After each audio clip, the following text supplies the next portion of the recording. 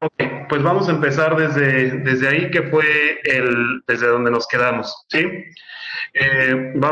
Solamente vamos a ver esto de bloqueos de rama y posteriormente ya empezamos de lleno con el tema de arritmias. Habíamos comentado los bloqueos de rama pueden ser incompletos, completos. Nada más háganme el favor de apagar los micrófonos. Dentro de los incompletos, pues las viejas escuelas decían que grado uno, grado 2, y dentro de los completos, pues ya es un grado 3 en el cual el QRS se ensancha a más de 120 milisegundos. El diagnóstico sobre todo se va a hacer observando las derivaciones precordiales, o sea, B1, B2, B5 o B6. Los semibloqueos, bueno, como tal, su característica es que, pues bueno, solamente tienen una desviación del eje, o representan una desviación del eje, y como tal, como habíamos visto en la anatomía en las diapositivas previas, pues hay semibloqueos del fascículo anterior, bibloqueos de un fascículo posterior, y empezando como tal, pueden ver aquí el corazón del esquema del lado izquierdo, pues obviamente el bloqueo de la rama derecha va a involucrar el bloqueo de la mitad de de la conducción. Como tal, entonces el vector se va a ir de izquierda a derecha, viéndose así como un bloqueo de rama derecha. La imagen característica, pues es esta, la que podemos ver, una onda en B1 de SR', y esta onda se da debido al salto de la onda que se da a través del septum interventricular. Posteriormente, pues bueno, tenemos el bloqueo, ya habíamos comentado un poco del bloqueo de rama derecha. Tenemos los criterios, estos como tales son los criterios definitivos. A ver, un favor, si me hacen el favor apagando los micrófonos.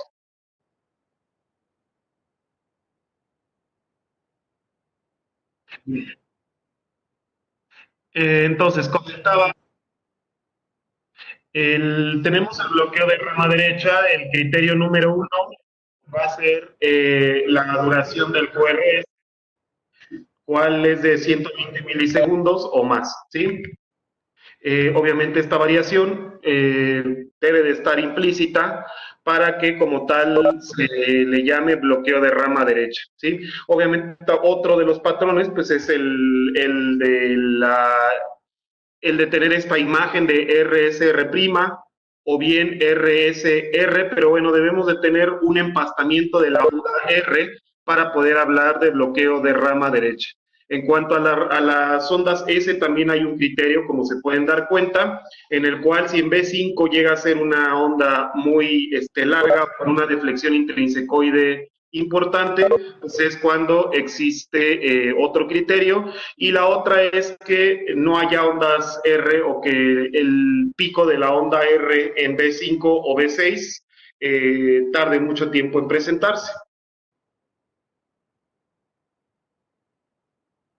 Después, bueno, hablando además del bloqueo de rama derecha, ya habíamos comentado algunas de las causas por las cuales se puede dar este tipo de alteración. Este es un electrocardiograma clásico de un bloqueo de rama derecha, como ustedes se pueden dar cuenta, el RSR desde B1, y realmente la R continúa patente en todo el registro electrocardiográfico de todas las derivaciones precordiales.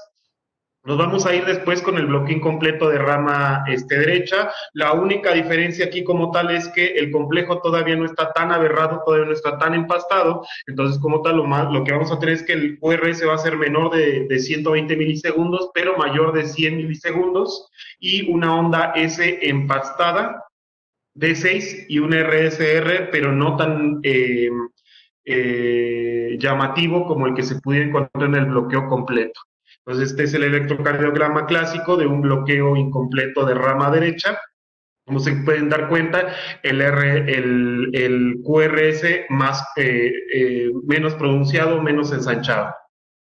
En el bloqueo de rama izquierda, pues bueno, la despolarización es partiendo desde el ventrículo derecho hacia el ventrículo izquierdo, Y el 90% de los casos, en estos casos de bloqueo de rama derecha, sí hay una patología estructural y es por eso que es importante siempre estudiar estos pacientes con bloqueo de rama izquierda, puesto que se ha dicho que su mortalidad debido a las causas a las que está asociado puede elevarse hasta 2.7 o 270% el riesgo de mortalidad cuando se tienen este tipo de alteraciones eléctricas. Los criterios, igual, un QRS que dura más de 120 milisegundos. Se puede tener una onda mellada, una onda R mellada en derivaciones tanto laterales como B5, B6 y de la cara lateral alta como D1 y ABL y las ondas R van a ser muy pequeñas o bien inexistentes en B1 y B2. Como pueden dar cuenta, este del lado derecho es obviamente las primeras derivaciones, B1 y B2, B5 y B6, son las que pueden observar del lado derecho.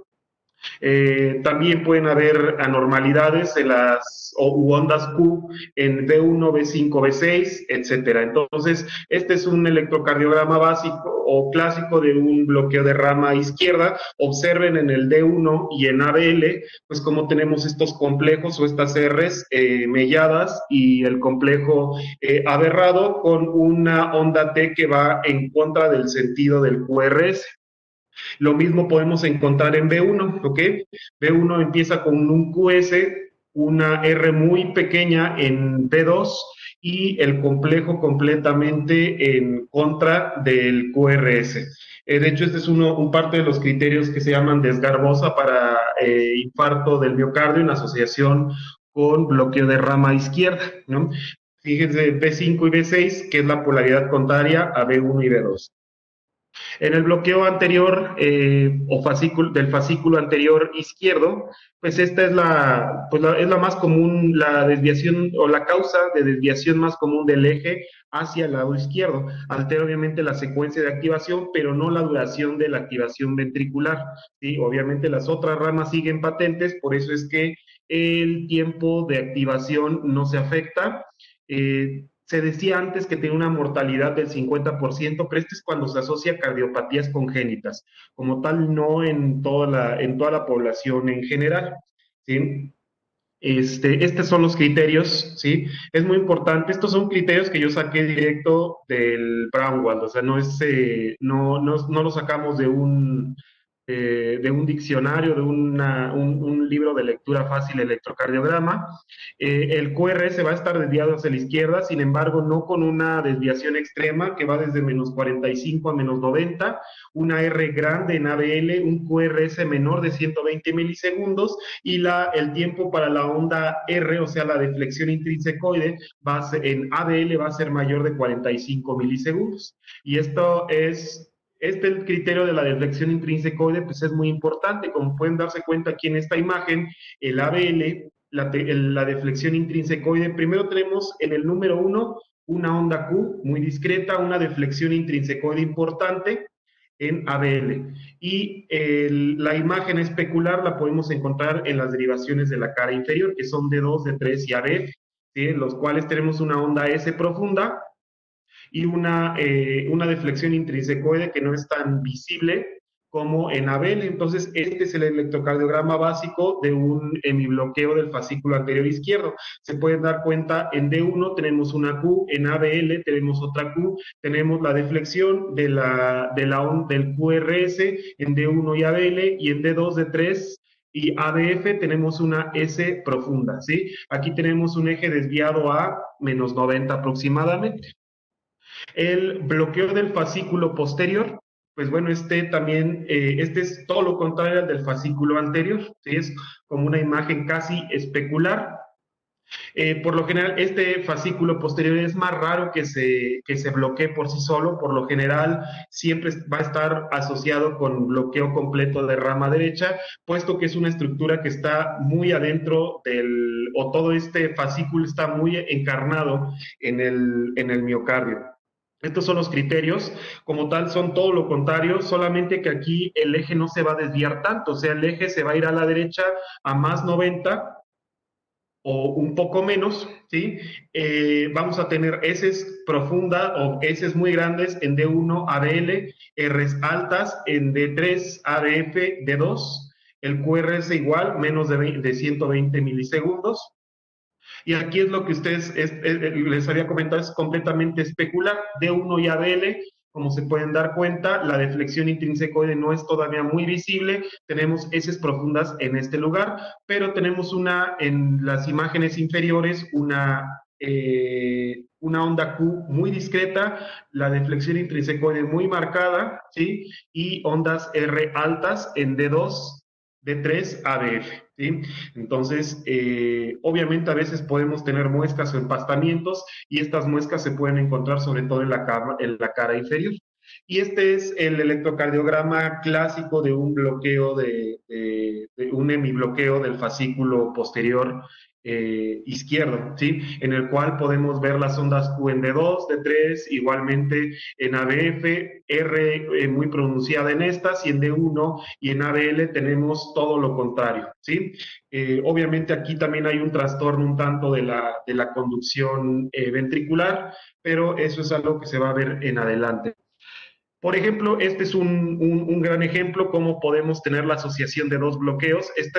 Cumplen los criterios de bloqueo de rama derecha. Como se dan cuenta, en B1 tenemos RSR', un QRS ensanchado a más de 120 milisegundos, con la onda T invertida o en contra de la polaridad del QRS, pues como habíamos visto, criterios del bloqueo de rama derecha, pero aquí llama la atención que pues si sacamos un eje cardíaco, pues lo vamos a tener hacia la izquierda, ¿no? ¿Por qué? Porque D3 está en negativo, esto nos dice que el eje va a estar aproximadamente a menos 30 grados. Entonces no correlaciona con que tenemos un bloqueo de rama derecha, pues obviamente también tenemos un hemibloqueo del fascículo anterior izquierdo. Se dan cuenta, en D1 tenemos una Q, en ABL tenemos una Q muy pequeña, tenemos R's pronunciadas D1 ABL y tenemos S's profundas en D3, en D2 no alcanza a verse, pero sí en ABF, ¿sí? Entonces aquí tenemos como tal un bloqueo bifascicular. Este es otro buen ejemplo, otro bloqueo bifascicular, pero aquí tenemos el eje desviado hacia la derecha. Si se dan cuenta, tenemos en D3 una onda Q pequeña, en D2 onda Q pequeña, ADF onda Q pequeña. Eje hacia más 90 grados aproximadamente. Tenemos en ADF las R's muy altas, asimismo en D2, D3 y todo lo contrario en ABL y D1. Entonces, este es un bloqueo de rama derecha asociado con un hemibloqueo del fascículo posterior derecho.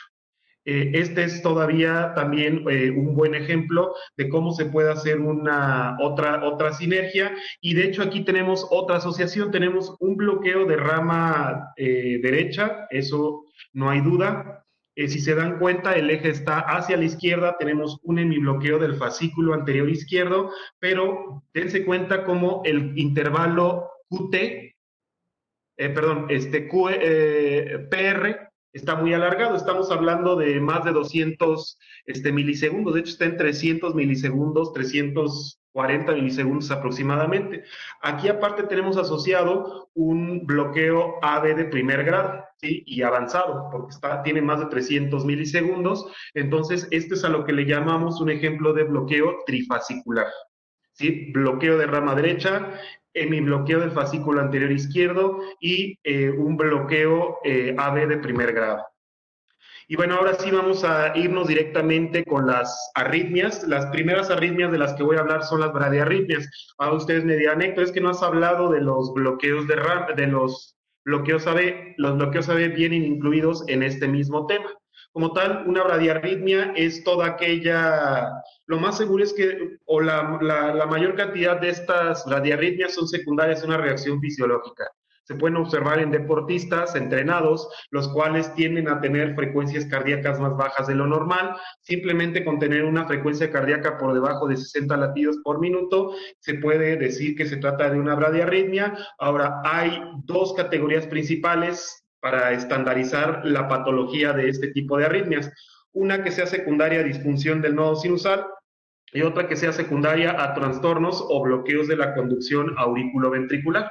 Los síntomas que presentan estas bradiarritmias, pues los más importantes aquí van a ser mareo, vértigo, síncope o incluso crisis convulsivas secundarias a bajo gasto cardíaco, que son las crisis de Stokes-Adams, ¿no? Y otros diagnósticos, como por ejemplo angina, puede haber angina secundario a esto, puede haber elevación de enzimas miocárdicas secundario a una bradiarritmia también. Puede haber un evento agudo de insuficiencia cardíaca también, ¿sí? O simplemente, como se puede encontrar en pacientes muy ancianos, síntomas de mal gasto, de bajo gasto neurológico, que son como tal la bradipsiquia.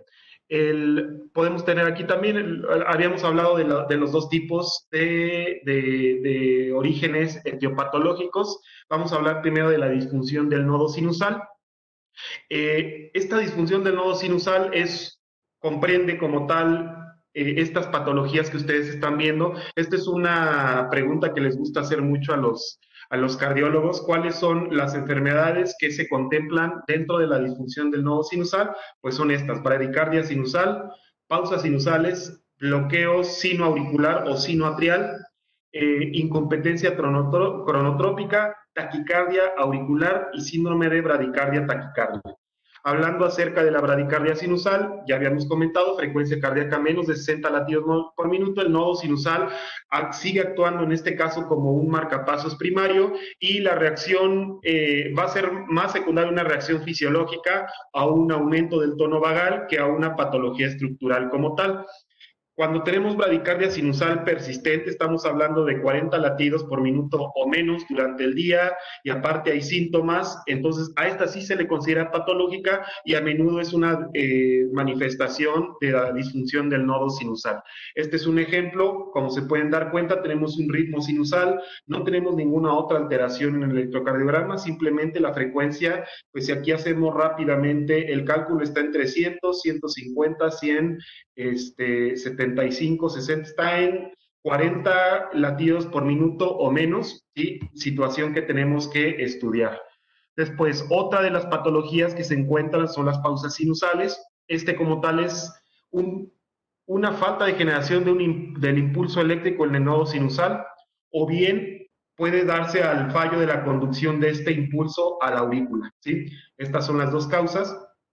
No hay como tal unos valores de corte para decir cuáles son las pausas sinusales que sí ameritan o no, pero sabemos que pausas que duran 3 segundos o más, ¿sí? Van a dar muchos síntomas, van a traer gran riesgo de muerte súbita en los pacientes, o bien alteraciones, o bien, en este caso, la presencia de arritmias secundarias a estas pausas sinusales, ¿sí? Y obviamente los pacientes van a estar sintomáticos. En este caso, en estos pacientes sintomáticos, pues ellos requieren marcapasos, ¿no?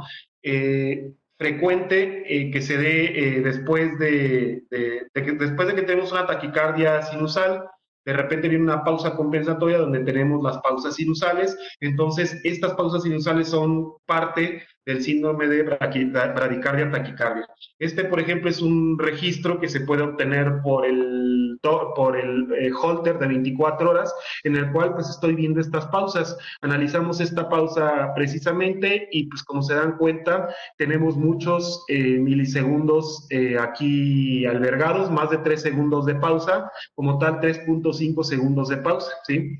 Entonces, obviamente estas pausas nos hacen pensar en que el paciente, sobre todo si está sintomático, requiere como tal ya de un marcapasos. Aquí podemos ver igual, este es un electrocardiograma en el cual vemos cómo tenemos ahí todas las ondas P, ¿sí?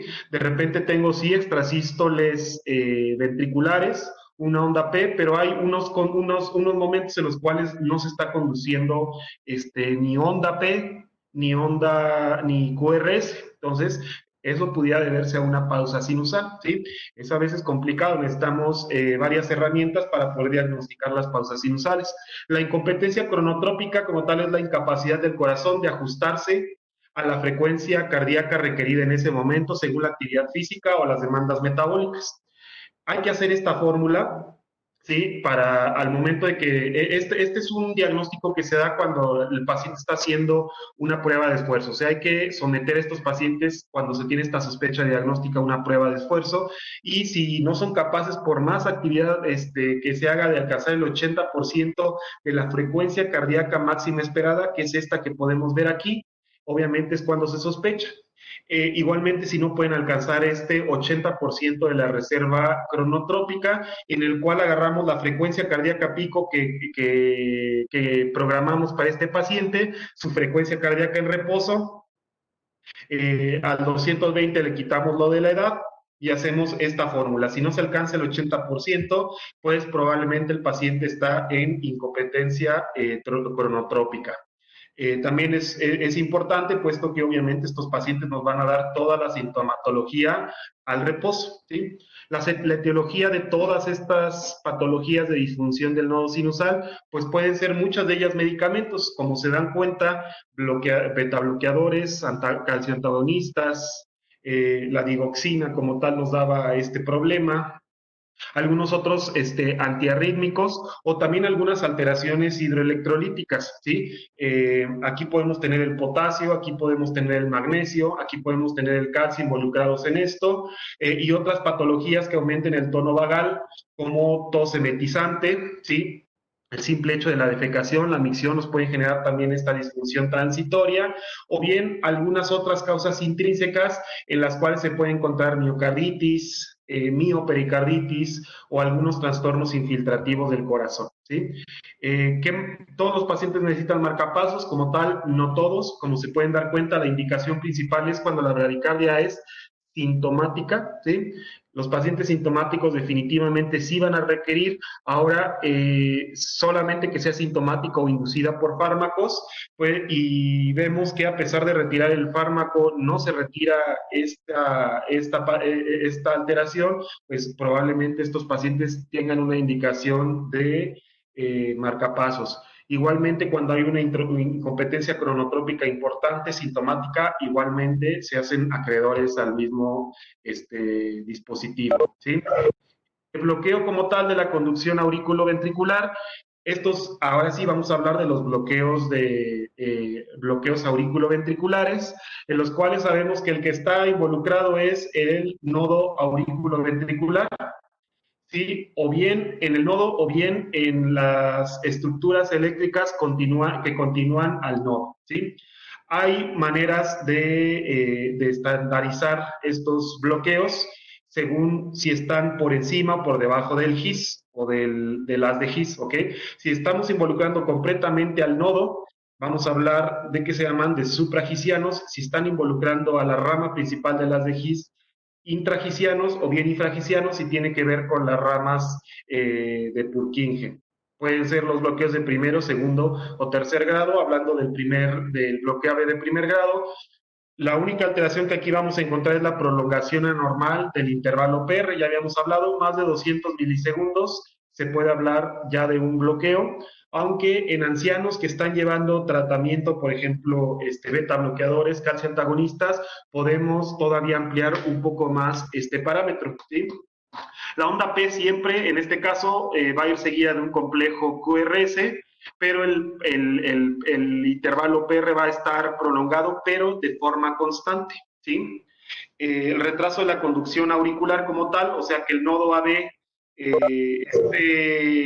indemne o bien el sistema de Purkinje, nos van a decir si son supra o infragisianos y obviamente la alteración notable del PR que vaya por encima de 0.3 segundos con disincronía auriculoventricular va a ser más común encontrarla durante el ejercicio. Entonces ese es el trazo normal en el cual pues podemos ver una onda P completamente alejada del QRS, pero en todos los complejos, pues es estable esa separación, ¿sí? Siempre va sucedido de un QRS a pesar de que la onda P está completamente separada, ¿no? Entonces este es un bloqueo AB de primer grado de alto riesgo.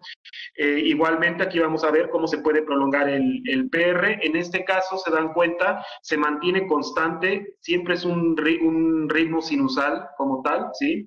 podemos ver P's positivas en D1, ABL, ¿sí? Negativas en ABR, entonces es un ritmo sinusal, solamente que el intervalo PR, como se puede ver aquí demarcado, está alargado, ¿sí? Sin otra alteración. Ahora, el bloqueo AB de segundo grado, aquí ya empieza lo bueno, ¿sí? Se aplica cuando se produce un fallo intermitente de la conducción auriculoventricular, eso sí, ¿ok? Entonces, puede ser que los bloqueos AB MOVITS tipo 1 lleven una conducta de Benkeback, la cual consiste en que se va prolongando progresivamente el PR hasta que no conduce a alguno. Pero vamos a ver que lo más común es encontrar que no lleven esta matemática que en dado momento describió Benkeback, ¿sí? Puede haber pausa entre los complejos QRS, engloban una P no conducida y esto será menos del doble del intervalo PP. Esto es muy importante, ¿sí? La pausa en la P que no conduce, la pausa al siguiente complejo debe de ser menor o menos del doble de un intervalo PP. ¿A qué me refiero? Aquí tenemos un bloqueo AB de MOVITS 1 en el cual vemos cómo se empieza a separar poco a poco o a elongar el segmento PR, pero si se dan cuenta, en el segundo y en el tercer latido se mantiene constante, ¿sí? Incluso el cuarto latido también no se elonga demasiado.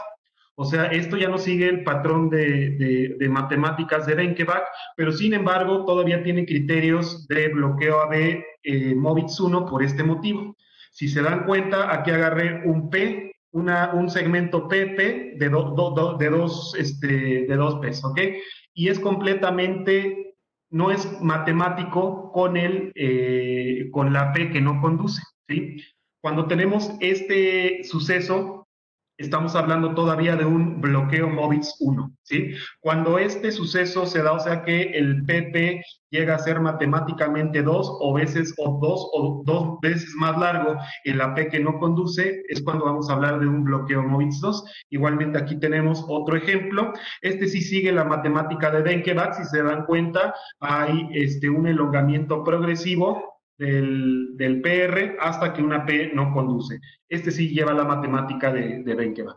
Ahora, segundo grado, ya habíamos hablado del MOVITS 1, aquí simplemente vamos a decir que tenemos una transmisión estable o matemáticamente estable hasta que una P no conduce, ¿sí? Obviamente los intervalos PR constantes antes y después del impulso bloqueado y la pausa que engloba la onda P bloqueada es igual a 2 ciclos del PP, ¿sí?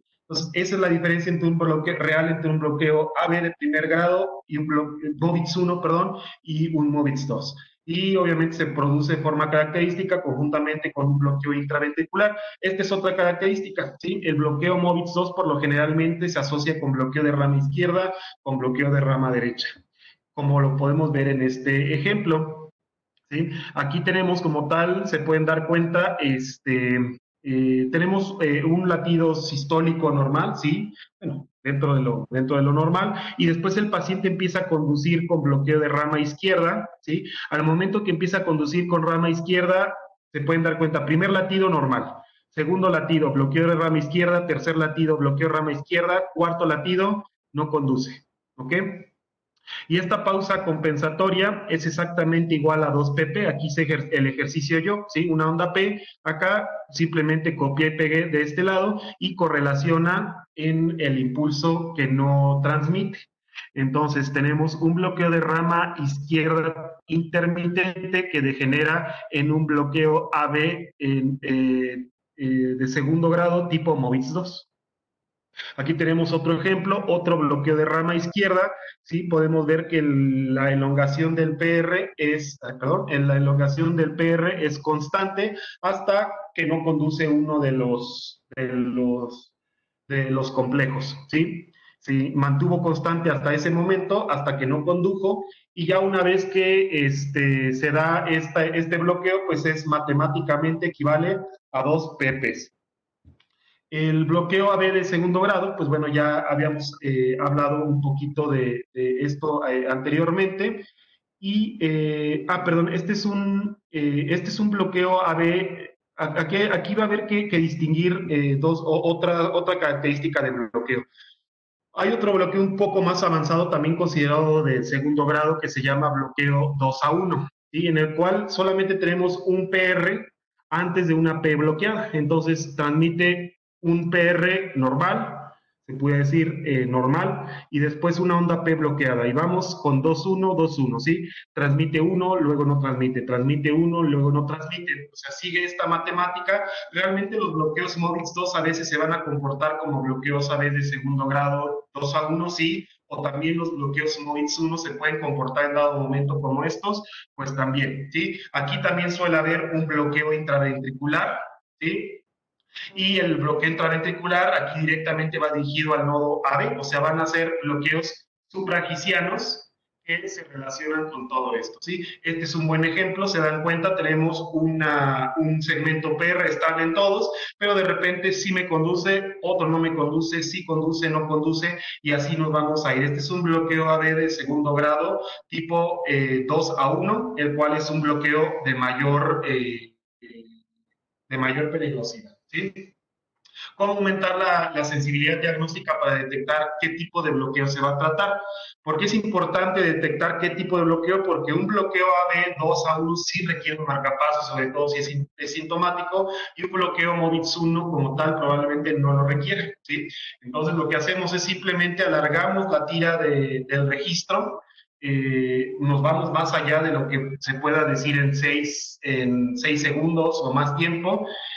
Otra sería hacer un masaje carotídeo para ver cómo se comporta o para en ese momento para elongar el PR y que se desenmascare como tal el tipo de bloqueo del que se está tratando, meter atropina o durante el ejercicio. Y bueno, había aquí lo que les había comentado, las variantes bloqueo AB de 2-1 con ciclo de Benkevac o bien la forma extrema de un ciclo de Benkevac asociado a una alternancia con bloqueo de tercer grado. Este es del que voy a hablar. Aquí simplemente hay una disociación, no hay una P que conduzca hacia un QRS, entonces lo más común es que se encuentre la disociación aurículo-ventricular. Pueden ser congénitos, adquiridos, estos están completamente localizados en el nodo AB, algunos otros en el haz de His o bien en las ramificaciones de las ramas, o sea, el bloqueo de tercer grado puede ser supra, intra o infragiciano. ¿Sí? El QRS estrecho, obviamente, sobre todo está más relacionado con bloqueos de la unión auriculoventricular. Aquí se pueden dar cuenta, aquí hice este ejercicio, se dan cuenta, hay de entrada una disociación a ver, pero luego esta disociación no se puede ver, o sea, realmente uno piensa que puede tratarse de un MOVIX 1, pero haciendo nada más este ejercicio, sí, agarrando con su compás y midiendo de P a P, se van a dar cuenta que la aurícula tiene su ritmo, y el ventrículo otro ritmo completo y diferente, ¿sí? Aquí se yo el ejercicio haciendo esto, entonces el ventrículo lleva su ritmo, la aurícula lleva su ritmo y ya no hay conducción a través del nodo aurículo-ventricular o bien las estructuras adyacentes. Aquí también por ejemplo, este es un ejemplo de un paciente en el cual hicieron una tira larga, se puede ver latidos normales al inicio, de repente bloqueo B de tercer grado, no hay ninguna conducción, solamente auricular, auricular, incluso esto no es una pausa sinusal, puesto que si hay onda P, y hasta que de repente tenemos escapes ventriculares. Los escapes ventriculares van por su lado y no van sucedidos de una onda P. Marcapasos en estos pacientes, sí les había comentado, los marcapasos de segundo se reservan a bloqueos a de tercer grado, es la indicación número 1, pero también el MOVIX 2, por ejemplo, de larga evolución y sintomático, también va a requerir un marcapasos. El MOVIX 1, solamente que sea muy sintomático y crónico, también nos puede dar la indicación. Otras alteraciones neuromusculares asociadas con estos bloqueos nos obligan al marcapasos, o el bloqueo auricular, auriculoventricular de segundo grado o de tercer grado después de haber tenido tratamiento de ablación o bien cirugía valvular, ¿sí? Hay otras indicaciones que ya tienen menos peso como tal. Bueno, esto es todo en cuanto a las bradiarritmias. Vamos a pasar con las taquiarritmias, o como tal vamos a desfasar en taquicardias o taquiarritmias supraventriculares y taquicardias ventriculares, ¿sí? Hablando de las supraventriculares, todo esto son ritmos rápidos, los cuales nacen en alguna estructura por encima de las de His, ¿sí? Se trata de esta concepción de supraventricular es más una concepción mecanística, no como tal electrocardiográfica, y bueno, aquí se contrapone a la posibilidad de que el ventrículo sea necesario. Sí va a haber un reflejo en el ventrículo, por eso aumenta la frecuencia cardíaca en estas taquiarritmias, pero como tal, el músculo cardíaco no va a ser el causante del mismo, sino las vías anómalas o bien estructuras supraventriculares. Aquí podemos hablar acerca de las taquicardias, las taquiarritmias auriculares, como también se le puede llamar, o también tenemos taquicardias de la unión AB. Las taquicardias supraventriculares se dividen en estos dos tipos, ¿sí? Pueden ser regulares o bien pueden ser otras irregulares.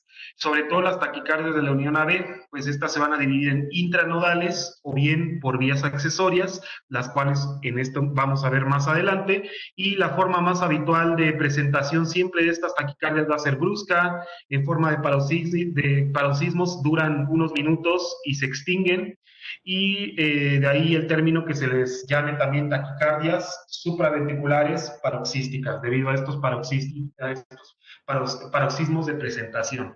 Entonces, habíamos hablado cómo se pueden dividir en las taquicardias ventriculares, supraventriculares, vamos a hablar de las supraventriculares en las cuales el tejido auricular es necesario, a estas se le llaman como tal taquiarritmias ventriculares, y aquellas en las cuales está involucrado el nodo auriculoventricular, o también llamadas taquicardias de la unión auriculoventricular. Dentro de las que involucran tejido auricular, estamos hablando de fibrilación auricular flutter y taquicardia auricular, y dentro de las de la unión AB, taquicardia por entrada intranodal o bien taquicardias secundarias a vías accesorias. Este es como tal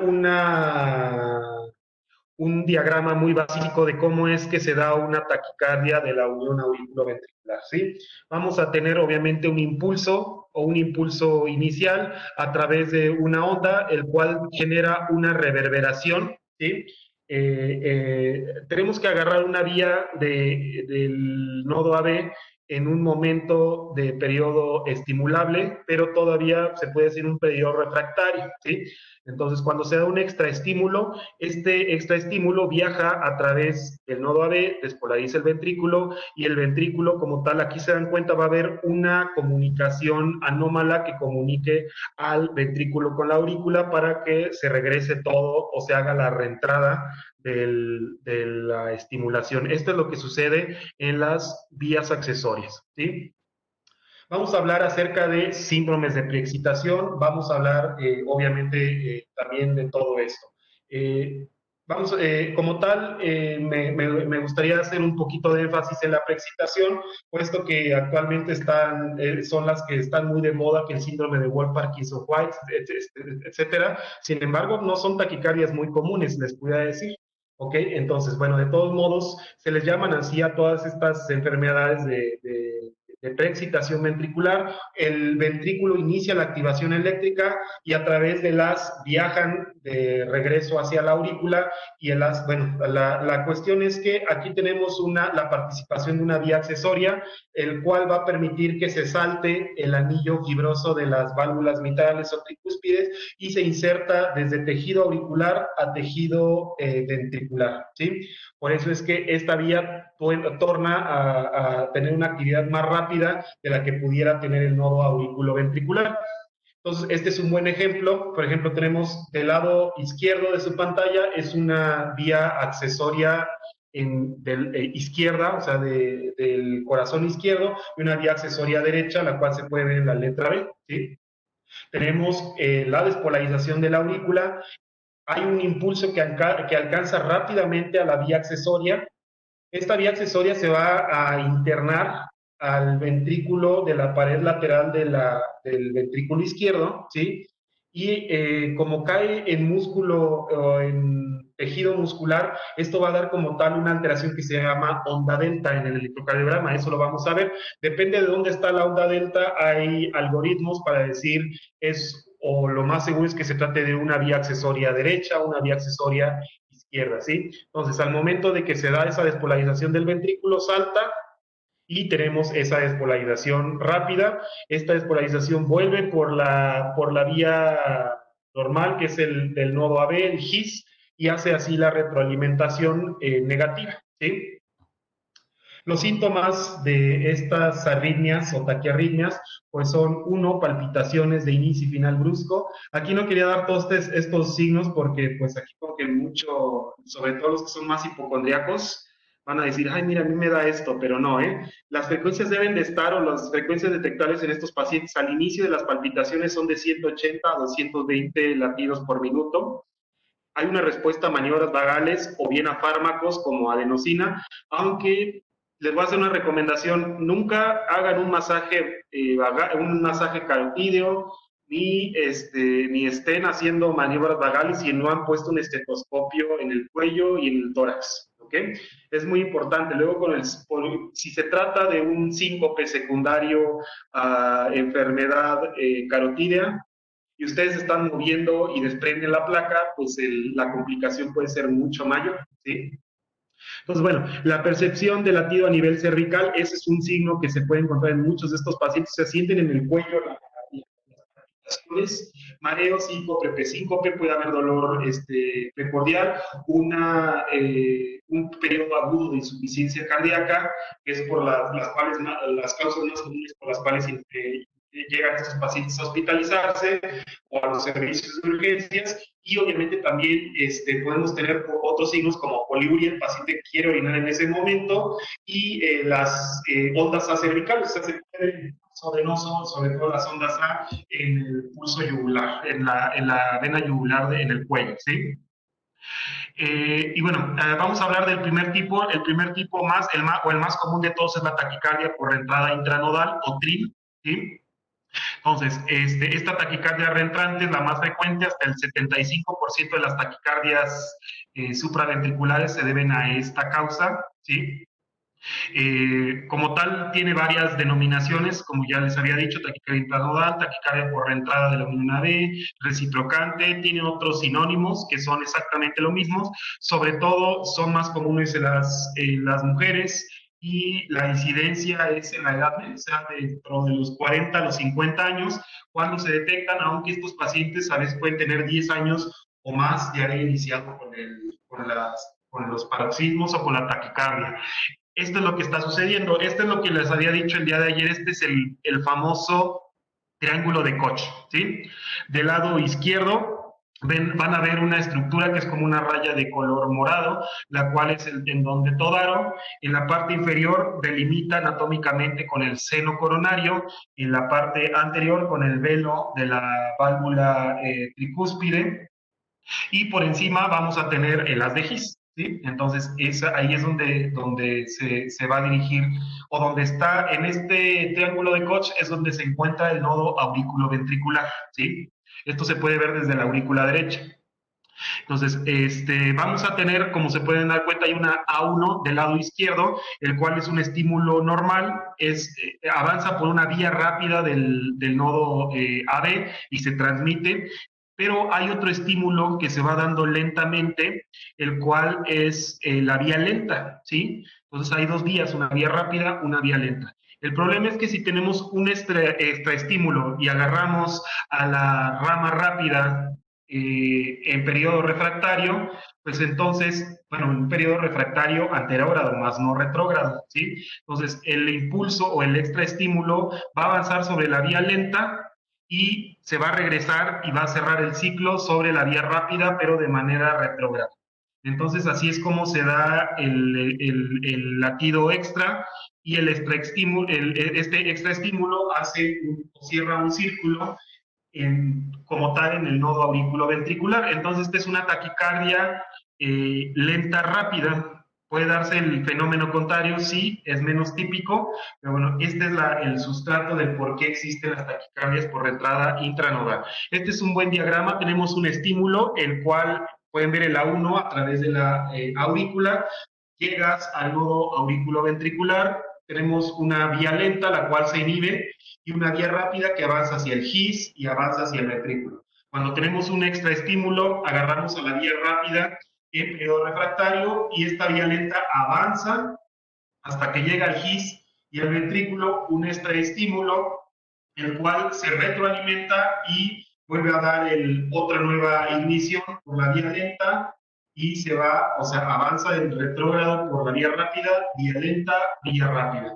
Entonces, esta es una taquicardia lenta rápida, ¿sí? Estas taquicardias, como tal, tienen todos los criterios electrocardiográficos de las taquicardias supraventriculares, son regulares, QRs estrechos, salvo que haya conducción con aberrancia, ¿sí? Ahorita vamos a ver ejemplos con aberrancia. Frecuencias cardíacas que van entre 120 a 220 latidos por minuto.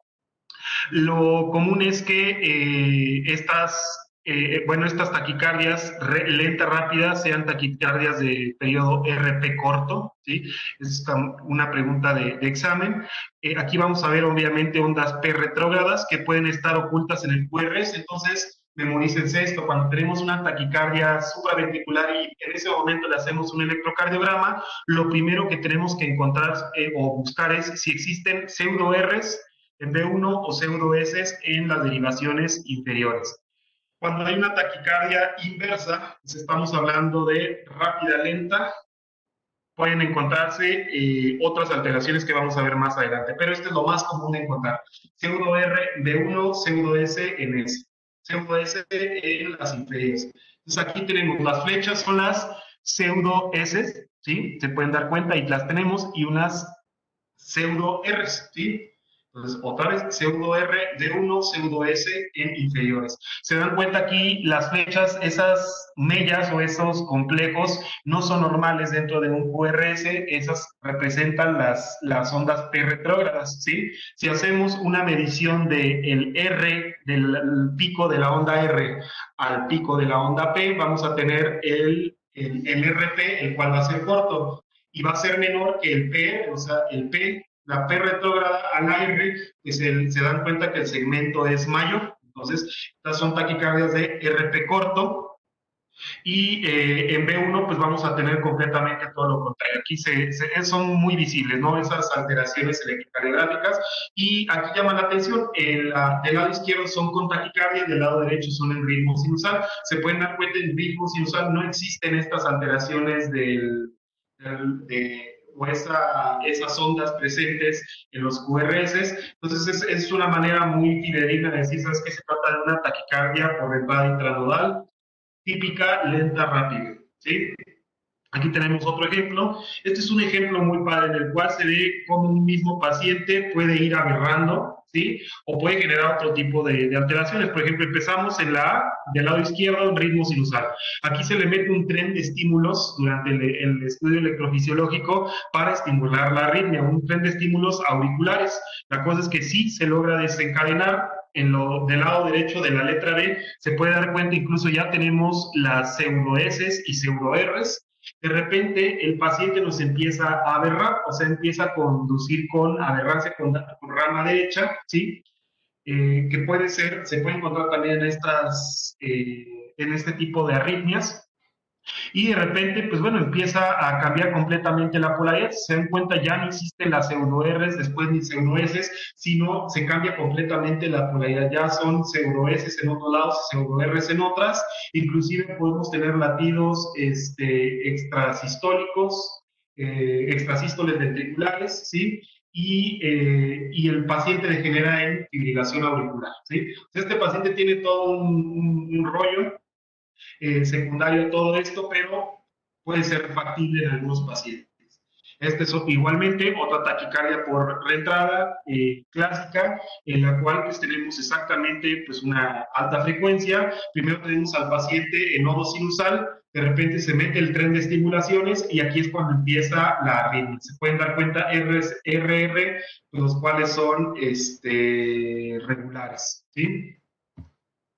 Bueno, el tratamiento, como tengo aquí a varios amigos que son ya médicos generales que trabajan en servicios de urgencias, o bien urgenciólogos e internistas, el tratamiento, pues, si la taquicardia es bien tolerada, vamos a intentar con maniobras vagales, ¿no? De primera instancia. Hay videos muy bonitos en los cuales está haciendo una maniobra de Valsalva modificada y se tiene reversión al ritmo sinusal. O sea, si es bien tolerada, se pueden hacer. Ahora, si es más tolerado, el paciente está con disnea, dolor torácico, hipotensión, etcétera, pues ya nos vamos con fármacos, ¿sí?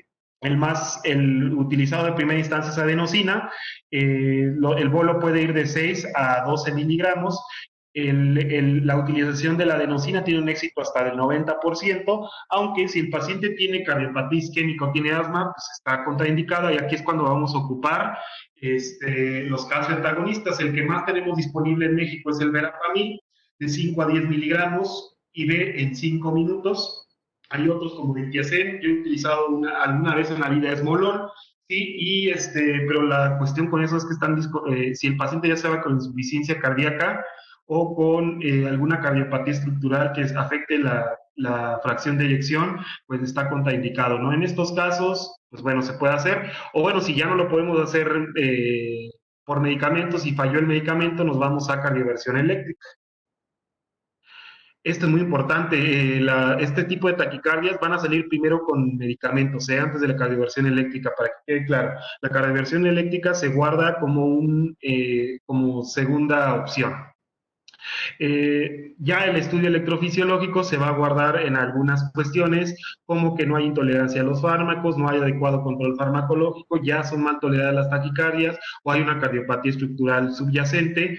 Lo que se hace en el estudio electrofisiológico es evaluar si se realiza una ablación por radiofrecuencia de la vía lenta, que es lo más común, el cual va a ser en la región media y posterior del triángulo de Koch, del cual ya habíamos hablado, y estos estudios electrofisiológicos realmente tienen mucha efectividad, hasta el 96% de éxito, con un riesgo de bloquear, con riesgo de bloqueo AB de 1%.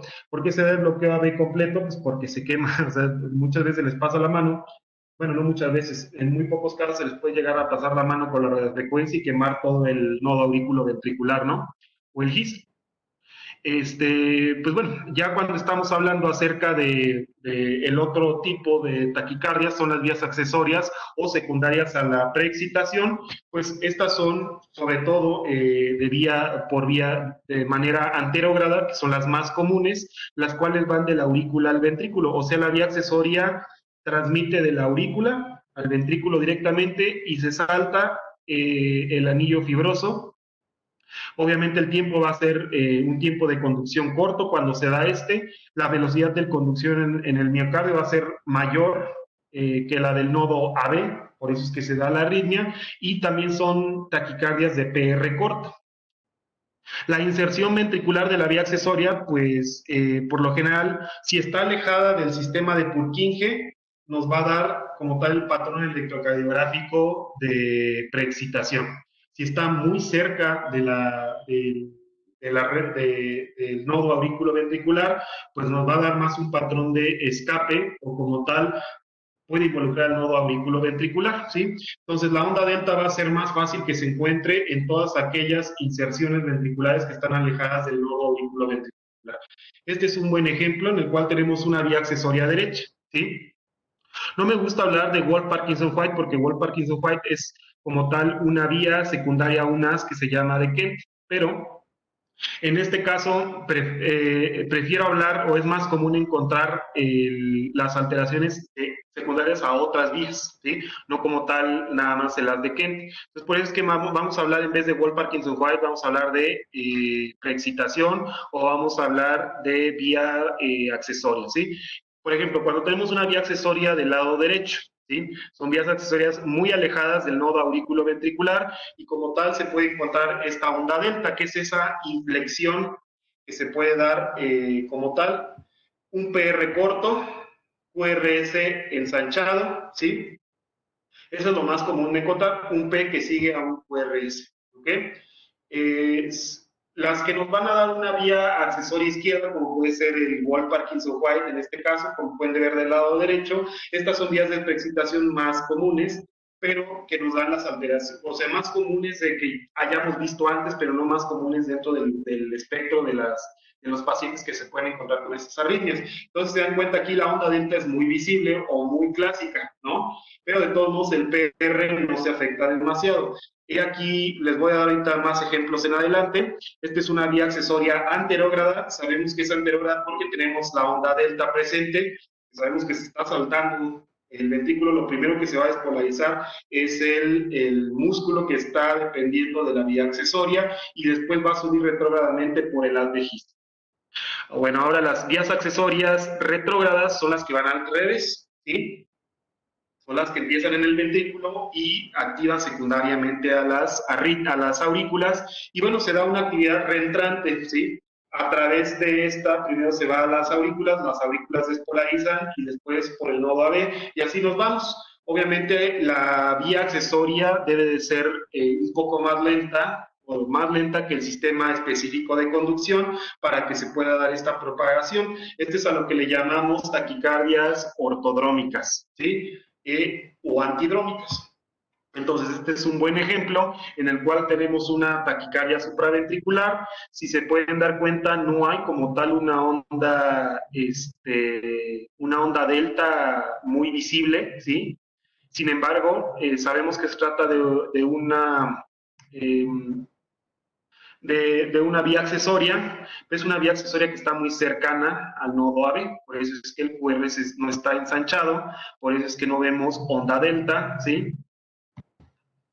Y bueno, hablando acerca de vías accesorias, otra vez más de vías accesorias y preexcitación, en la mayoría de los casos las vías accesorias van a tener una conducción bidireccional, sí puede ser, o sea que de repente sean antidrómicas, de repente son ortodrómicas, esto puede cambiar. Los patrones de excitación van a ser muy similares a los de la taquicardia supraventricular y todo esto que hablamos anteriormente es lo que comentaba o lo que significa el síndrome de Wolff-Parkinson-White, ¿sí? Más ya no hablar directamente de este término o de esta eponimia, me prefería que habláramos de síndromes de preexcitación. Y cuando hablamos de un sentido ventrículo auricular, las vías es cuando sospechamos de vías accesorias ocultas, o sea, que las vías accesorias nos están dando una conducción del ventrículo a la aurícula de manera paroxística y no las podemos observar o es difícil encontrarlas. Entonces, este es un gran electrocardiograma muy complejo, pero probablemente si no estuviéramos hablando del tema de preexcitación, pues probablemente costaría mucho más trabajo de descifrar, ¿sí? Pero bueno, esta es una vía accesoria, una taquicardia por una vía accesoria, y aparte, es una FA, una fibrilación auricular, pero con la participación de una vía accesoria que genera preexcitación. ¿Por qué sé que es preexcitación? Dense cuenta, sobre todo en B5 o B6, cómo tenemos la onda delta, ¿sí? De repente tenemos, no es lo común encontrar una taquicardia supraventricular de este tipo pura, pues que tengamos obviamente tenemos la aberrancia, pero la aberrancia es secundaria a la preexcitación y tenemos un RR irregular, o sea, obviamente no se observan ondas P, o si se observan, las ondas P van por su lado, ¿sí? O a su velocidad, y aquí es donde tenemos la complejidad. Uno de los signos muy importantes, se dan cuenta, en la parte de abajo a la derecha tenemos un latido normal del paciente, y tenemos un latido, este es un latido sinusal del paciente. Entonces, en ese momento entra un latido sinusal, a pesar de todo el caos que existe anteriormente. Eso es muy común de encontrar en la FA o en la fibrilación auricular con preexcitación o FA preexcitada, ¿sí? Entonces, podemos llegar a tener incluso estas alteraciones. Esta es otra FA preexcitada, en la cual, pues igual, podemos ver estas aberrancias, podemos ver la onda delta, como se pueden dar cuenta, esta deflexión inicial para ascender a la onda T, eso es la preexcitación, o nos refiere a la preexcitación, se dan cuenta en B5, B6 es mucho más significativo, ¿sí? Y tenemos un RR irregular, entonces otra FA preexcitada. ¿Podemos tener preexcitación intermitente? Sí, también. Aquí tenemos un ejemplo en el cual tenemos tres latidos sinusales, perdón, tres latidos preexcitados y de repente entra el paciente a sinusal. Preexcitación sinusal, ¿ok? ¿Cómo sé que es una preexcitación? Pues porque de repente estos latidos son muy diferentes, sobre todo en B2, dense cuenta, o en B3, sobre todo incluso en B5 se puede apreciar muy bien, tiene una onda delta, ¿sí? El paciente entra a preexcitación o sale de la preexcitación. De hecho, es lo más común encontrar esto, ¿eh? Los haces anómalos ya habíamos comentado, los haces de Kent, los cuales generan como tal el síndrome de Wolff-Parkinson-White, son haces que están muy alejados y que dependen sobre todo del ventrículo derecho o que se van directo al ventrículo derecho y que es más común encontrar en el síndrome de Wolff-Parkinson-White. Ahora hay otros haces, sobre todo los de James, que dan otros síndromes que se llaman, o también lo han escuchado hablar, de Low-Gannon-Levine. Como tal, estos no son síndromes, que quede claro, estos no son síndromes, el síndrome de Long-Gannon-Levine no es un síndrome de preexcitación.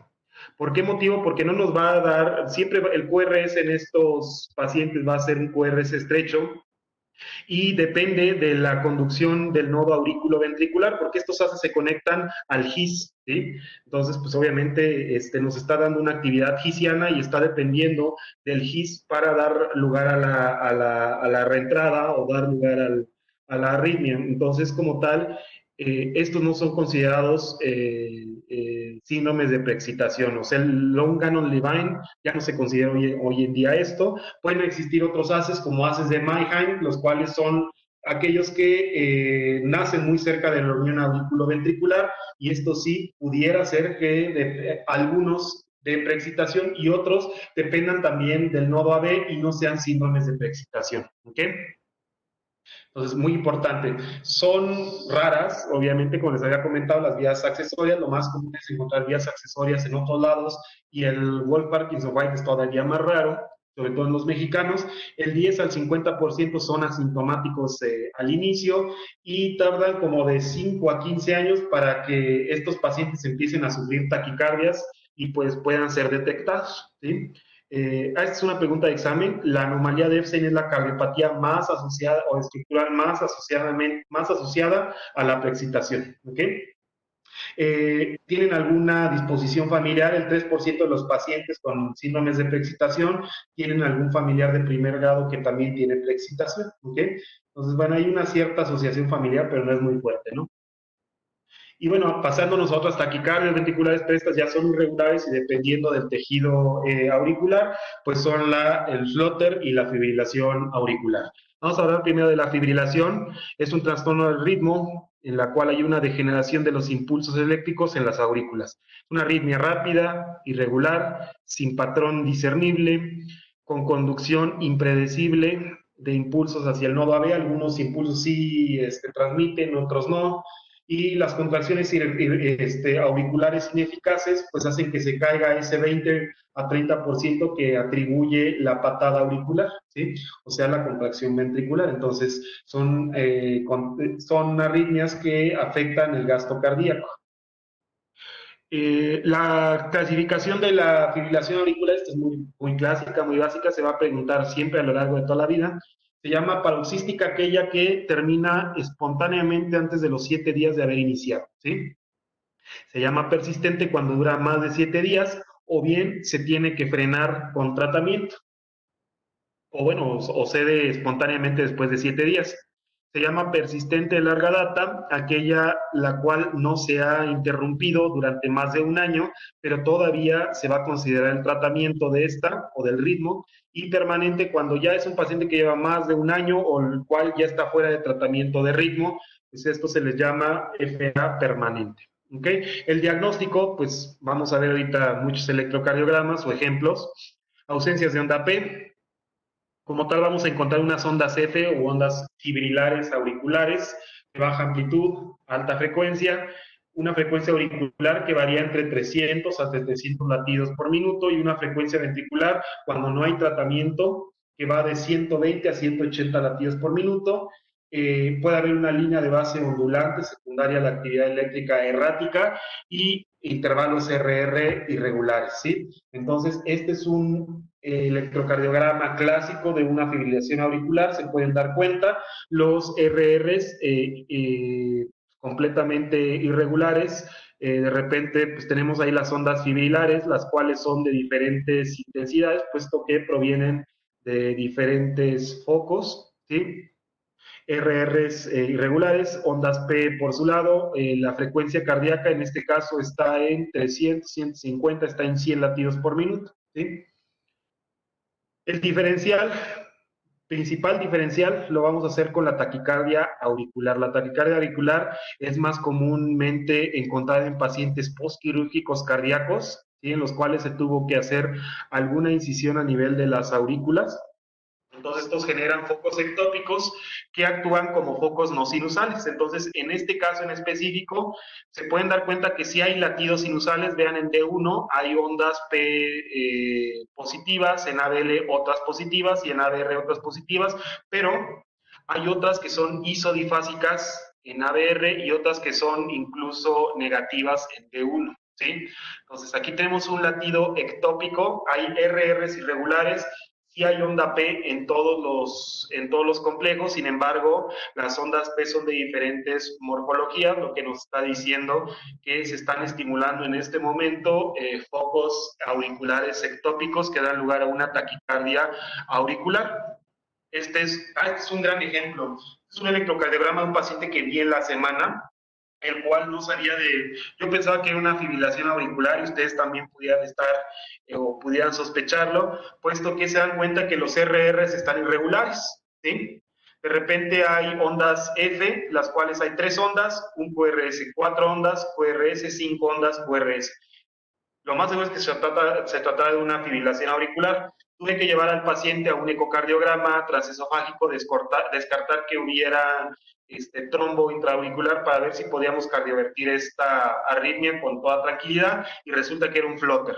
Entonces, este es un flutter de conducción variable, ¿sí? De repente el flutter va a tener alguna asociación vagal y es cuando se ensanchan los RMs. Por ejemplo, con la inspiración se pueden ensanchar y de repente en la expiración se vuelven a cortar los RRs. Entonces, un flóter auricular, esto que están viendo, típico de conducción variable. Otro diferencial, ya habíamos hablado de la fibrilación auricular, sobre todo con preexcitación. ¿Sí? Entonces, este es otro diagnóstico diferencial que tenemos que hacer. Este es otro ejemplo de FA, de fibrilación preexcitada. El tratamiento de este tipo de la fibrilación auricular pues es complejo, ¿sí? Se va a individualizar muchísimo, ¿sí? Si el paciente requiere cardioversión, si hay riesgo de embolismo o si hay mucha sintomatología. El control del ritmo, sobre todo, se va a lograr farmacológicamente y eléctricamente. Depende, hay tratamiento agudo, tratamiento de mantenimiento, el control de frecuencia igualmente se va a hacer de manera aguda, o también hay un tratamiento de mantenimiento. El tratamiento que se puede decir definitivo, bueno, no en todos los casos cuando no hay éxito, pero como tal el diagnóstico, el tratamiento que se reserva a casos persistentes va a ser la radiación por la ablación o bien por radiofrecuencia o bien crioablación que actualmente en los últimos años está tomando más importancia. Y hay algo muy importante, no hay que cardiovertir si no han descartado trombos, ¿sí? Estoy de acuerdo. Si se trata de una fibrilación auricular y el paciente está en choque cardiogénico o está hipotenso o con mucha, o mucha afección hemodinámica, mucho compromiso hemodinámico, se puede pensar en una cardioversión, puede ser, ¿sí? Pero preferir en esos casos mejor controlar ritmo, frecuencia antes de controlar ritmo, ¿ok? Ya después con calma se puede hacer el ecocardiograma transesofágico y sin ningún problema. ¿Qué medicamentos podemos utilizar para controlar el ritmo? Perdón, para controlar la frecuencia o la frecuencia cardíaca, pues van desde medicamentos intravenosos o vías orales, ¿sí? Para control agudo, de preferencia los intravenosos. Aquí en México no contamos ni con propranolol intravenoso ni con metoprolol intravenoso. Con el que podemos contar dentro de los beta bloqueadores es el esmolol, ¿sí? Y el esmolol lo podemos utilizar en las dosis. Entonces, por ahí creo que les hicieron el favor por correo electrónico de pasarles esta presentación para que tengan siempre esta información a la mano. Lo hice en un formato que fuera completamente accesible a sus teléfonos, etcétera, para que siempre tengan toda esta información, sobre todo aquellos que están en los servicios de urgencias.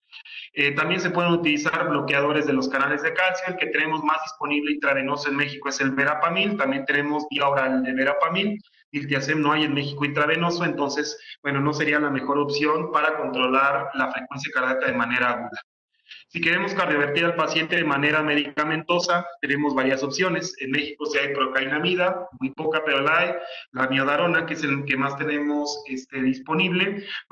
La miodarona es muy importante. Vamos a dar un bolo de 150 a 300 miligramos, el cual se va a pasar de 10 minutos hasta 2 horas. ¿Okay? Entonces, que quede muy claro, entre mayor insuficiencia cardíaca tenga el paciente, más lento debe de pasar este bolo inicial de amiodarona. ¿Okay? Ya después nos podemos ir con una infusión que puede ir de 0.5 a 1 miligramo minuto, o bien a tomar una pauta por vía oral. ¿Sí? Entonces, la impregnación inicial se va a realizar de esta manera con amiodarona. Otros medicamentos que tengamos aquí en México, tenemos flecainida, por ejemplo, alguna vez flecainida, propafenona. El problema de la propafenona es que es vía oral, ¿sí? Entonces no hay intravenoso.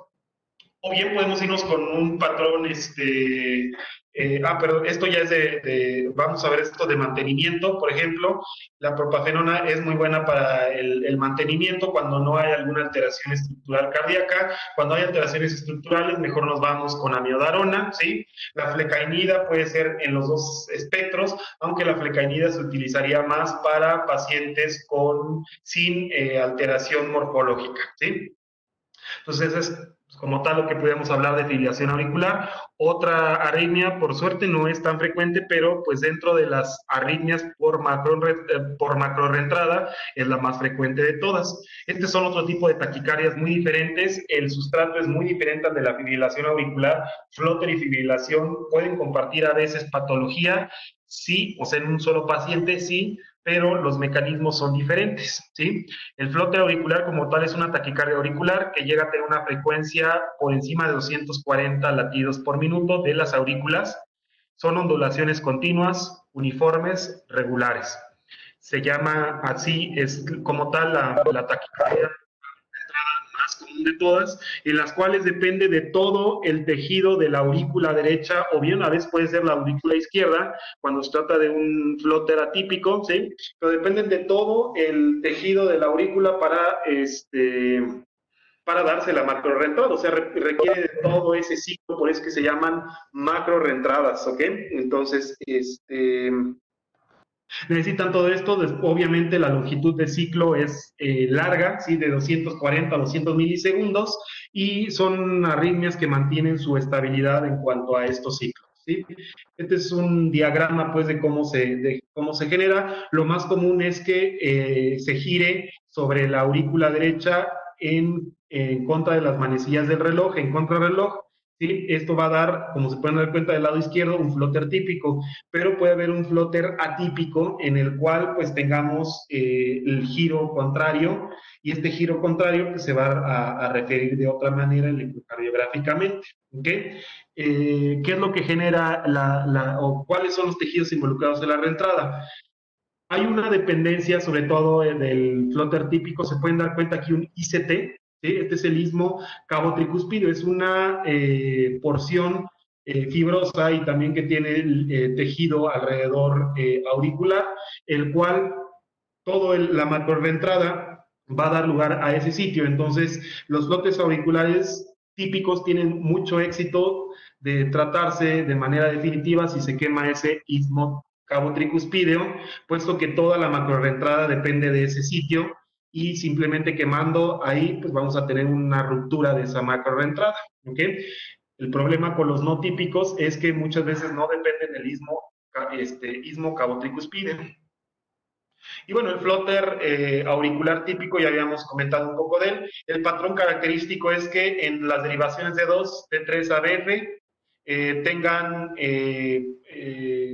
unas ondas en dientes de sierra, las cuales primero tenemos un descenso lento, de flexión negativa rápida, y de repente un cambio hacia positivo, ¿sí? Hacia el ciclo siguiente, así como lo tenemos. Este electrocardiograma es clásico de un flóter típico. Primero tenemos una deflexión lenta en las ondas F, y de repente deflexión rápida hacia arriba, y así es como se cierran los dientes de sierra, ¿no?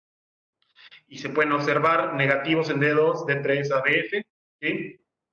Y sobre todo en B1 se puede encontrar, como podemos ver aquí, Bueno, aquí no sé, creo que no se los puse, pero bueno, aquí lo podemos decir. En B1 se puede encontrar una polaridad diferente, ¿sí? Este es un flúter auricular inverso o como tal un flúter atípico en el cual pues, se pueden encontrar que en D2, D3 y ABF obviamente el giro va completamente al contrario y este giro produce que las ondas F o los dientes de sierra vayan al revés, ¿sí? D2, D3 y ABF son sobre todo positivos, ¿sí? Y en B1 completamente lo contrario, negativos. El tratamiento en los flotters va a ser la calibración eléctrica, ¿ok? ¿Con cuánto vamos a empezar? Pues hay pautas que te dicen iniciar con 100, 150, 200 joules, ¿no? Eh, hay mayor éxito si empiezas de primera entrada con 200 joules, aunque hay que tener cuidado porque se genera mucho aturdimiento miocárdico. Entonces, pero bueno, la cardioversión eléctrica tiene un éxito casi del 100%, ya descartando que hayan trombos, etcétera, es una buena opción. También se puede interrumpir de manera medicamentosa, ¿sí? Si es que así se quiere, pero el problema es que baja el éxito de la cardioversión. Se puede hacer con un marcapasos transitorio y un marcapasos definitivo, sí. Obviamente el marcapasos tiene que ir en la aurícula o tiene que estimular la aurícula para poder lograr que esta reentrada se rompa, ¿sí?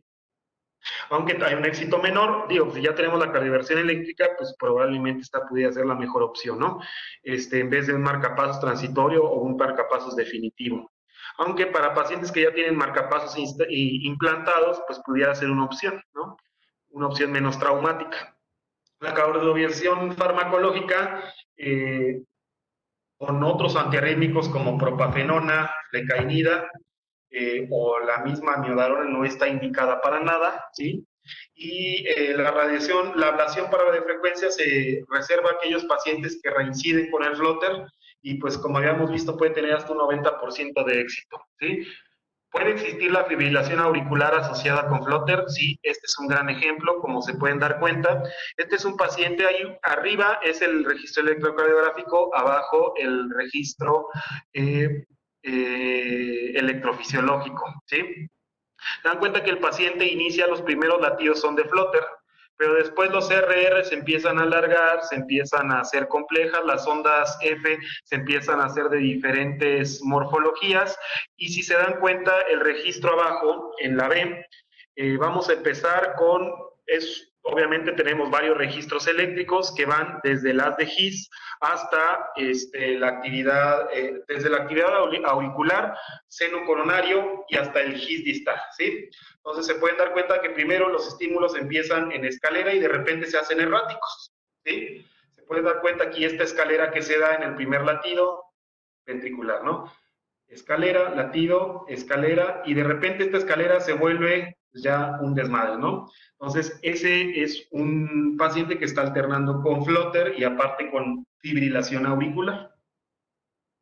Entonces, como se dan cuenta, es ciertamente una patología compleja, pero el tratamiento es muy simple si lo sabes discernir o lo sabes identificar.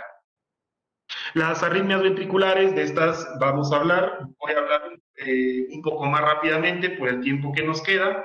En las arritmias ventriculares, lo más común es encontrar extrasístoles ventriculares, lo cual la manera más propia de decirlo son complejos ventriculares prematuros. El QRS es prematuro, ancho y no va precedido de una onda P. Se puede llamar también extrasistolia ventricular monomorfa. No descargan el nodo sinusal, lo que es habitual, o sea, no van a tener una pausa compensatoria post-extrasistólica. Vamos a ver ejemplos de qué se trata esto y depende cómo se presenten. Si tenemos un complejo normal, una extrasístole, bigeminismo, dos complejos normales, un extrasístole, trigeminismo, o bien dos complejos juntos, dupletas, tres complejos juntos, tripletas. Este es un ejemplo de trigeminismo, un ejemplo de dupletas, otro ejemplo más un ejemplo de bigeminismo. Se pueden dar cuenta, un complejo normal, un complejo aberrado y tripletas, ¿sí? Aquí se le llama pausa compensatoria. La pausa compensatoria y completa es la que se va a dar en las extrasístoles o en los complejos ventriculares prematuros, ¿ok? O sea, quiere decir que La pausa compensatoria compleja, agarramos un RR sin complejo, pues, sin complejo ventricular, y un complejo con un R en el cual hubo una extrasístole. Entonces, si esto es matemáticamente dos veces el complejo con la extrasístole, se llama pausa compensatoria incompleta. Ahora, si la pausa que se da es mayor de dos RRs o de dos segmentos RR, se llama una pausa compensatoria incompleta. Perdón, si es menor, ¿sí? Es menor como tal. Sí, perdón. Y les pongo esta diapositiva que viene directamente de la guía europea de taquicardia ventricular, ¿sí? ¿Por qué? Porque se ha dado a muchas interpretaciones, se ha dado mucho, esta es la bibliografía que se puede decir de confianza, en el cual, ¿cuándo se llama taquicardia ventricular? Cuando tenemos más de 3 complejos ventriculares consecutivos a un ritmo mayor de 100 latidos por minuto en una longitud menor de 600 milisegundos. Esa es la definición de taquicardia ventricular. Sostenida cuando dura más de 30 segundos o que requiere, debido a compromiso hemodinámico, la terminación de la misma. No sostenida cuando tenemos más de 3 latidos, pero se termina espontáneamente. Monomórfica, polimórfica, bidireccional, así. Monomórfica, que todas tienen un mismo sustrato, tienen una misma morfología, polimórfica, diferentes morfologías, y algo que se da mucho cuando se utilizaba la digoxina en aquellos años, hoy ya no se utiliza para nada, que quede claro, o bueno, muy raramente. La taquicardia bidireccional, tenemos un sustrato por acá, otro sustrato por acá, los cuales están alternando y nos están dando una taquicardia bidireccional, una que va con bloqueo de rama izquierda, otro con bloqueo de rama derecha. Entonces, podemos tener otras opciones u otras presentaciones como la torsión de puntas, el cual es una taquicardia polimórfica, QT largo, ¿sí? La amplitud del QRS es creciente o bien decreciente. El primer latido es un latido extrasistólico y de ahí se presenta o se pueden presentar salvas de taquicardia ventricular, ¿ok? O incluso latidos propios del paciente. Esto es más debido a alteraciones hidroelectrolíticas como magnesio, ¿sí? Y el flóter ventricular, vamos a ver un ejemplo. Así como hay un flóter auricular, hay un flóter ventricular. Es muy difícil diagnosticar el flóter ventricular, puesto que se requiere una apariencia monomórfica, una duración de ciclo de 200 milisegundos y una estabilidad en las ondas. El que ven arriba es una torsión de puntas en el cual se dan cuenta que hay una variación en la intensidad, ¿sí? Como si estuviéramos hablando de ondas de radio, ¿no? Un latido inicial, el cual es extra, y ese latido hace que corra todo lo demás, ¿sí? O abajo un flóter ventricular. Yo nunca he visto un flóter, bueno, nunca he podido diagnosticar un flóter ventricular en mi vida, pero está descrito, ¿sí? La fibrilación ventricular, pues es una, con todo lo contrario a la que hemos visto anteriormente, es irregular, frecuencias rápidas, frecuencia ventricular de 300 o más latidos por minuto, la duración del ciclo debe de ser de 200 o menos milisegundos. Como pueden ver, actividad completamente errática ventricular, ¿sí? El tratamiento de las arritmias ventriculares, lo que tenemos aquí en México, amiodarona IV igual un bolo de 300 si es que hay actividad eléctrica sin pulso y de 150 en caso de que el paciente se encuentre estable, ¿ok? Este bolo se administra en caso de taquicardia ventricular a 1 miligramo por minuto, perdón, un primer bolo y después una infusión de mantenimiento. La infusión de mantenimiento, 1 miligramo por minuto durante 6 horas y después a 0.5 durante las siguientes 18 horas, ¿ok? Ya después el paciente puede tener un tratamiento por vía oral, el cual va a ser 300 a 400 miligramos diarios y reducimos a 200 miligramos de amiodarona al día y así es como el paciente se va o se mantiene en casa. Otros medicamentos, aquí es de las pocas indicaciones que todavía existen del atenolol, ¿sí? Nos puede servir. El bisoprolol, no tenemos bisoprolol, no existe intravenoso, solamente vía oral, pero se puede dar como tratamiento de mantenimiento o carvedilol también como tratamiento de mantenimiento.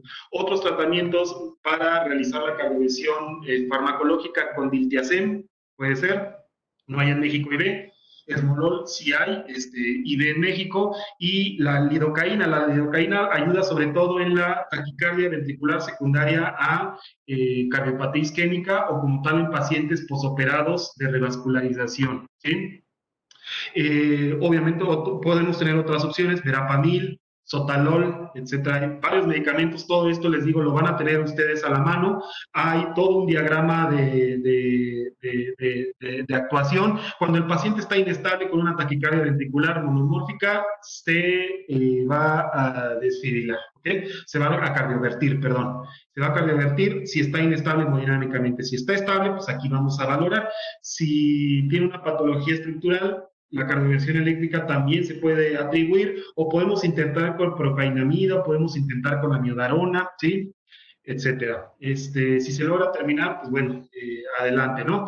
Si no se termina, la cardioversión eléctrica, o bueno, si no hay alteración estructural, podemos intentar con calcio taloidistas como verapamil. Si no es efectivo, nos vamos a cardioversión eléctrica. Bueno, de todos modos, todo el diagrama termina en cardioversión eléctrica, ¿no? Los diferenciales, síndrome de QT largo tipo 1, se pueden dar cuenta, QT que va más allá de 400 milisegundos, yo estoy aproximando aquí 500 milisegundos, donde no hay alteraciones en las repolarizaciones, es el síndrome de QT tipo 1. Tipo 2, en el cual sí hay alteraciones de la repolarización, sobre todo precoces, en el cual pues, se puede ver más, este es el síndrome de QT largo tipo 2, o bien a otras alteraciones como el síndrome de Brugada. Se dan cuenta en B1, B2, B3, sobre todo B1 y B2 hay incluso elevación del ST y del punto J. Entonces en pacientes jóvenes, sobre todo con ascendencia europea, es complicado discernir entre infarto, miocarditis y síndrome de Brugada. Hay otros diferenciales, sobre todo muy caóticos. Por ejemplo, habíamos hablado de la fibrilación auricular, pero cuando hay aberrancia de la rama derecha es muy difícil diferenciar entre taquicardia ventricular con FA aberrada. Entonces existen algoritmos de utilización, no voy a hablar de eso porque es realmente complejo. Tienen estos algoritmos hasta un 80% de sensibilidad para discernir entre estas dos arritmias, entre FA aberrada y entre taquicardia ventricular, ¿sí? Entonces, esta disociación, bueno, es complicado realizar esta diferenciación, ¿ok? Aquí tenemos otro ejemplo de lo mismo, ¿sí? Esta es una FA aberrada, como se pueden dar cuenta, es complicado encontrar la FA aberrada, ¿no? Dices, pero ¿por qué esto no es una taquicardia ventricular? Les voy a decir que no se dan cuenta unos asteriscos. Estos son latidos estos son latidos del paciente, ¿sí? O supraventriculares del paciente. Esto no se encuentra en una taquicardia ventricular. De entrada, tenemos RRs irregulares, la segunda, y la tercera es que se dan cuenta que aquí tenemos de repente unas ondas P, ¿sí? Las cuales, bueno, se puede decir ondas P como tal, pero no es una onda P, sino es serían unas ondas F, ondas propias de la fibrilación que van por su lado y de repente se intercalan con el registro del ventrículo izquierdo. Eso significa que hay una asociación auriculoventricular, lo cual ya descarta una taquicardia ventricular, que sería parte de los criterios como pueden ver acá atrás, el algoritmo de Brugada, ¿ok? Aquí está, el algoritmo de Brugada, disociación auriculoventricular. Y bueno, entonces, creo que hasta el momento traté de hacerles un repaso lo más concisamente posible, pero creo que sí pudimos terminar en tiempo. No sé si queda alguna pregunta pendiente o si tengamos tiempo para las preguntas.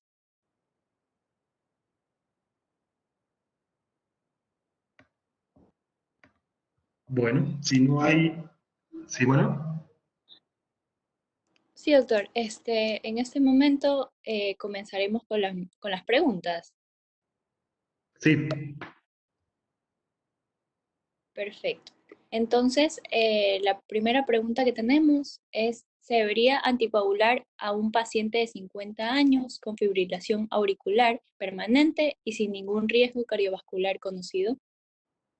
No, hay una estandarización, hay un score que se llama CHA2DS2-VASc, ¿no? Entonces, aquí se ve si el paciente es hipertenso, si toma otros medicamentos. Hay otros factores. Es como tal un score que nos dice si el paciente se va a anticoagular o no. Si el paciente tiene uno o más puntos, pero si tiene un punto se piensa o se valora la necesidad de anticoagulación. Si tiene dos o más puntos se anticoagula. O mínimo, si el paciente tiene mucha dilatación de la aurícula izquierda, ese paciente va sí o sí, a pesar del CHAS-VASc, a anticoagulación. O bien si ya tuvo algún evento vascular cerebral o un evento embolígeno anteriormente, son pacientes que se anticoagulan.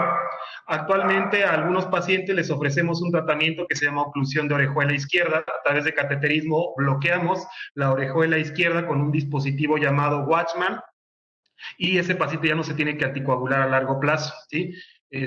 Por ejemplo, somos pocos en México los que hacemos ese procedimiento. En América Latina igualmente somos pocos, pero esa pudiera ser otra opción de tratamiento a esos pacientes, ¿no?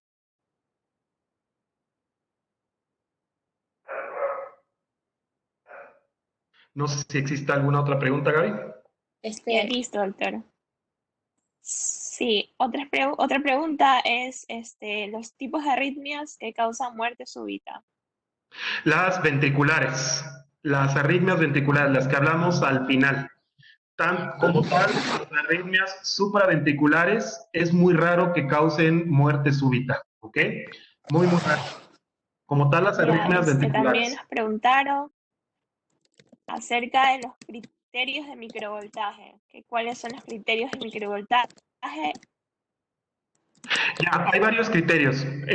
Algunos criterios se basan sobre todo, También tenemos otras preguntas que aparte de qué otros electrolitos, aparte del magnesio, podrían causar un torsades de points.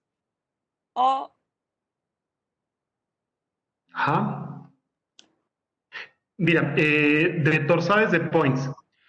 Se le ha atribuido mucho a la hipomagnesemia, definitivamente tiene que ver con la hipomagnesemia. La hipocalemia también nos puede dar estas manifestaciones, ¿sí? Y algunas otras alteraciones estructurales, o sea, no es propio de los electrolitos, ¿sí?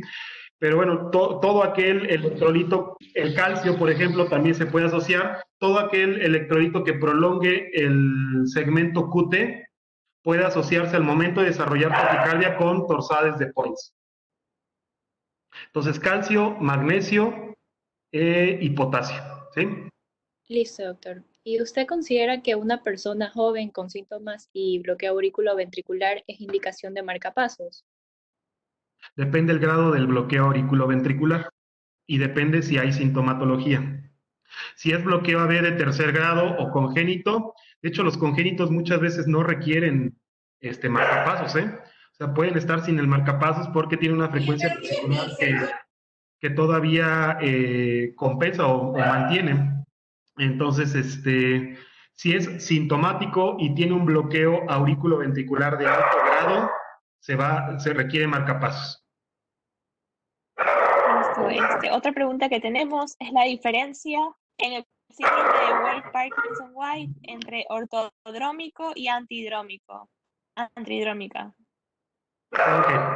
El Wolff-Parkinson-White es antidrómico. ¿Ok? Tiene un giro completamente diferente. Y las ortodrómicas son las que llevan se puede decir, una retroalimentación. Perdón, me confundí, perdón. El Wolff Parkinson White como tal es ortodrómico, puesto que tenemos desde aurícula a ventrículo y una retroalimentación por el nodo AB, ¿ok? No hay Wolff Parkinson White antidrómico, puesto que tendría que ser muy lenta la conducción de la vía accesoria, ¿sí? Y obviamente empezamos por el nodo AB y tenemos una retroalimentación a través de la vía accesoria, lo cual no es lo común del Wolff Parkinson White, ¿ok? Listo, doctor. Y para culminar, ¿qué otros electrolitos aparte del magnesio causarán torsada de Points y cuál es el porcentaje de los fármacos que prolongan el QT? para que causen torsada de Pons. Bueno, ya les habíamos comentado, ¿no? Los electrolitos, ¿qué fármacos nos pueden causar una prolongación del QT? No hay como tal un porcentaje porque no puede haber un estudio de esto porque sería completamente antiético, ¿no? De darles a todos, por ejemplo, quinidinas o etcétera para ver qué les pasa, ¿no?